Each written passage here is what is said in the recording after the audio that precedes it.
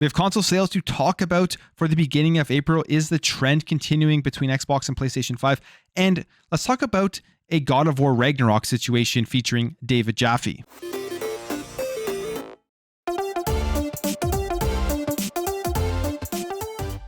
So as we know, the Xbox Series X has been outselling the PlayStation 5 over the last couple of months, and we're wondering if this is going to continue into April. According to VG charts from April 3rd to April 9th, that trend is continuing. So the pecking order is pretty much staying the same as it has been over the last little while. Nintendo Switch still selling the most, followed by the Series X and S, and then followed by the PlayStation 5. So the Switch is at 829 units sold from April 3rd to April 9th, putting its overall sales at 106 million units lifetime, which is absolutely crazy. Continues to sell very well.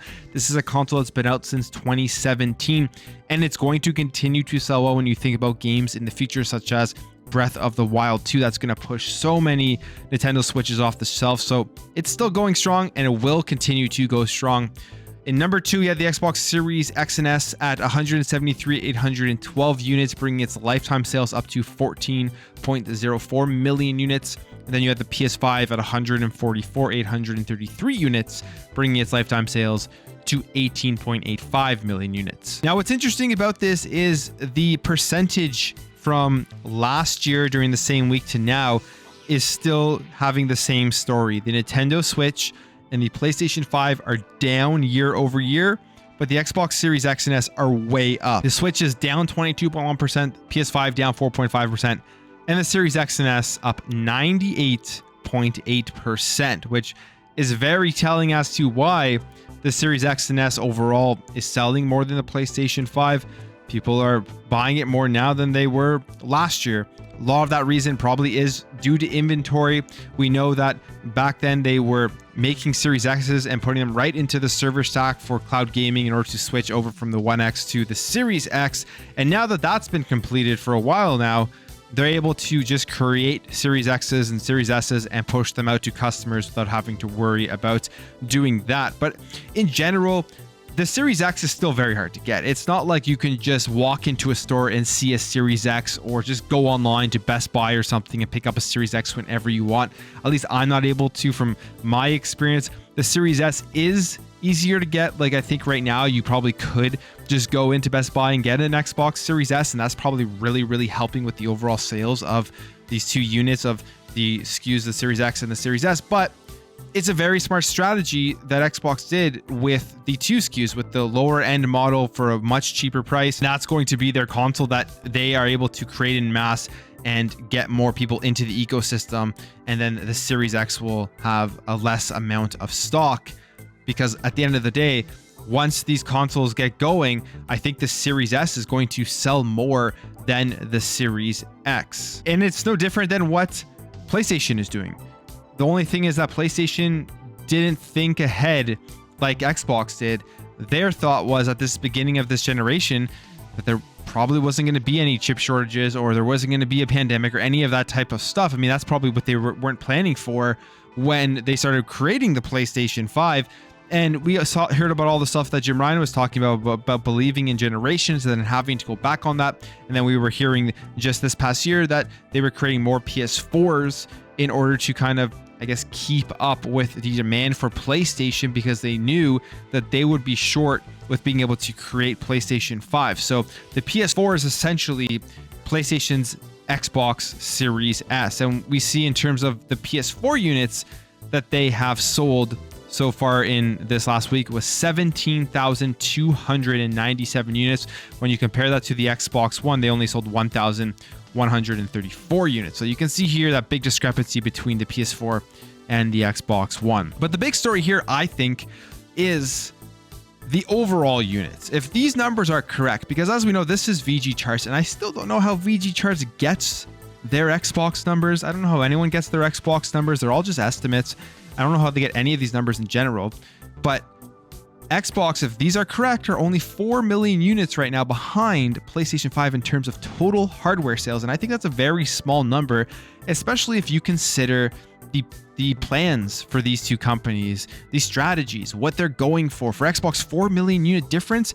I don't think is really a concern whatsoever. I don't even think that's an issue. I think they would be very happy right now to see these numbers, because you don't need to get an Xbox to get into their ecosystem. Like and with 25 million plus subscribers to Game Pass, plus these 14 million consoles sold as just other avenues to get in to the console, plus all of the Xbox One units that are already out there where you can just jump in to Game Pass, jump into Xbox Cloud Gaming to play games that are going to be coming out in the future. This gap between PlayStation 5 and Xbox Series S right now is extremely narrow, and I think it's going to continue to narrow. And overall, Xbox is back, and they are back in a big way this generation. That's a great thing for gamers. That's a great thing for everybody, because there is huge competition now, and you can bet PlayStation. I know they've said that this was going to be a slower time of the year for them. They weren't going to be able to produce as many PS5s with the chip shortages, but you can bet that they are looking at this right now, and they are sitting in their boardrooms thinking about how are they going to be able to make sure that they stay ahead and stay far ahead with console sales, as that's their main strategy for getting people to play their games. Going out and having to buy a PlayStation 5. We've seen with the PlayStation Plus tiers, they aren't putting their day one games into PlayStation Plus, the 3 tiers that they have there, and they aren't going to be streaming their top day one first party games. So it's going to be very interesting how this all plays out. For me personally, I just like talking about it and reporting about it, but I think it's for gamers in general, whether you're on Xbox, whether you're on PlayStation, whether you're on Nintendo, we are in a golden age of competition between these companies, meaning that we are going to continue to get more value, and we're going to continue to just get really, really good games going forward, because they're all going to be competing for our attention. And you couldn't say that last generation. You could not say that with the Xbox One and the PlayStation 4. PlayStation really had a huge lead over the Xbox One. The Xbox One didn't have the strategy that they have now. And you can kind of see that there wasn't really too much competition, and Xbox had almost kind of started looking ahead to this generation right now, where they are starting to compete. So it's great news, like I've said multiple times in this segment, for everyone. All right, so we have to talk about this, because this has been just absolutely blowing up on social media.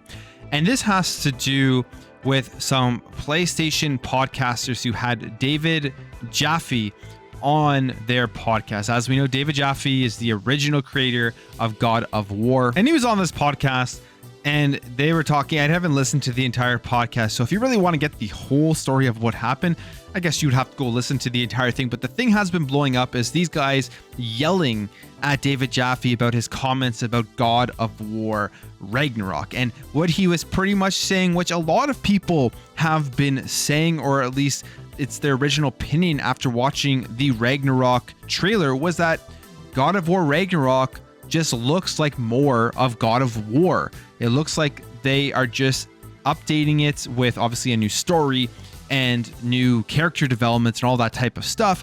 But the way that the animations are, the graphics, and the game, the way that the game looks pretty much the same as God of War 2018, which really had gotten these people extremely mad. And I'm not sure why, because when you look at God of War 2018, it's an incredible looking game. It's an incredible playing game. I really, really enjoyed it. So I'm pretty excited for God of War Ragnarok. And if it's just kind of more of the same, just expanding on this storyline, maybe there's a couple of new weapons, couple of new animations, couple of new enemies in there, I wouldn't be surprised if that's the case based off of what we've seen and the fact that they are trying to still release this game in 2022. Now, when it comes to God of War Ragnarok, they announced it with the PlayStation 5. All they did was show off that title screen. In my opinion, was they were just showing off God of War Ragnarok for the PS5 as something that they were just trying to get people to go out and buy a PS5. And there's absolutely no way that God of War Ragnarok was going to be coming out in 2022. I said PS5 is essentially just kind of lying to get people hyped to go out and buy the console, knowing that there was going to be a drought of PlayStation games for a certain period of time.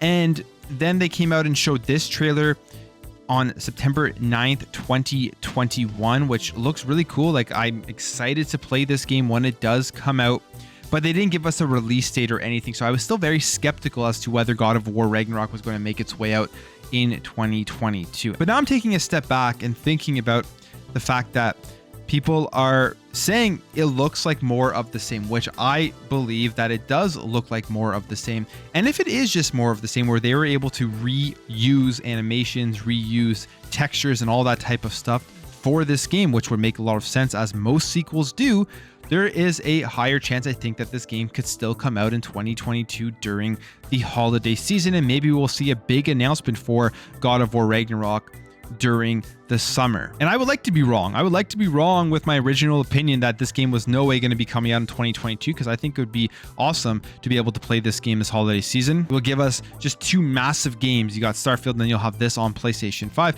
And honestly, I haven't played my PlayStation 5 in a while, just because there isn't anything that has caught my interest recently. But I mean, all of this to say, it's crazy people are getting so upset about this, that someone thinks that the game looks like more of the same, when it most likely is going to be more of the same. In fact, to clarify more of David Jaffe's point, this is a tweet that was out on April 16th, and he says, "It is a sequel. Who's claiming anything else? Why must everything be a thing? I'm saying the sequel looks like DLC, meaning it picks up right where the last left off, plus doesn't look like it's going to be much different than the original, which is fine because the original is game of the year." And that's my whole point around this. Whether he said it looks like DLC, whether he said it looks like more of the same, why do people care? They shouldn't care. The original 2018 God of War, for a lot of people, was their game of the year. It was a very good game. Even if you didn't like it objectively, it was an incredible game.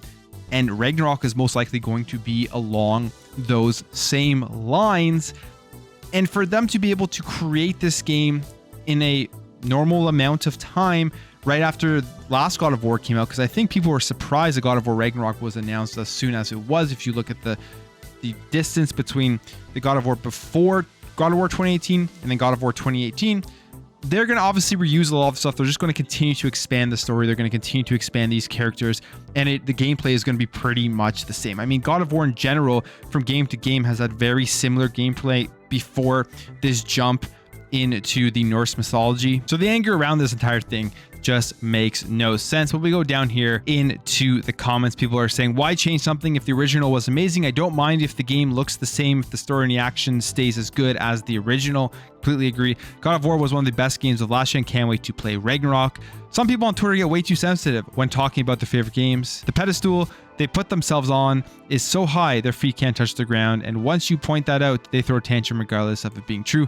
I agree with you, Jaffe. Call it whatever you want to call it, but there was not much difference in reveal trailer, to be honest. 1, 2, 3 is the real God of War to me, and no, I don't like the new nerfed Kratos.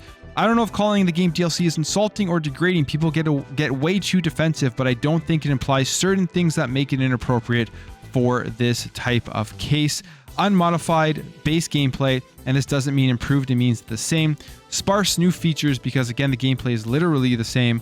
More importantly, low amount of content. The average for DLC must be around 6 hours. Very few games break this mold, the most notable being The Witcher 3 that has DLC that could easily be its own game. So I mean, this guy puts forth good reasons as to why he doesn't think it's going to be DLC. I don't think God of War Ragnarok is DLC, but it is obviously a full-fledged sequel. I mean, I hope so. I hope it's a relatively longer game. It just looks like it's like they've continued from God of War 2018 and essentially could have released this as a DLC rather than God of War Ragnarok. I guess that's his entire point about this. But it's insane, the nuttiness that people have just when you're making an opinion or your point on, I guess, one of your favorite games. And I think overall the other issue is just PlayStation has made gamers believe that their games are worth that $70 price tag, which I've talked about before, which is absolutely ridiculous. That as a gamer that you want to pay more because a company has essentially brainwashed you to think that their games are more valuable than other games out there. So paying that $70 price tag for a game that someone is saying looks like DLC is definitely going to ruffle some feathers, but the overall just reaction to that statement is way over the top. That's it for me, guys. Let me know your thoughts on the console sales and your thoughts on the God of War Ragnarok situation with David Jaffe. If you're new here, you like what you saw, consider hitting that subscribe button and help this channel grow. And if you enjoyed this video, make sure to hit that thumbs up button. It really does help the channel out a lot to get out to more people. Thank you guys for watching. Thank you for your support. I'll catch you in the next video.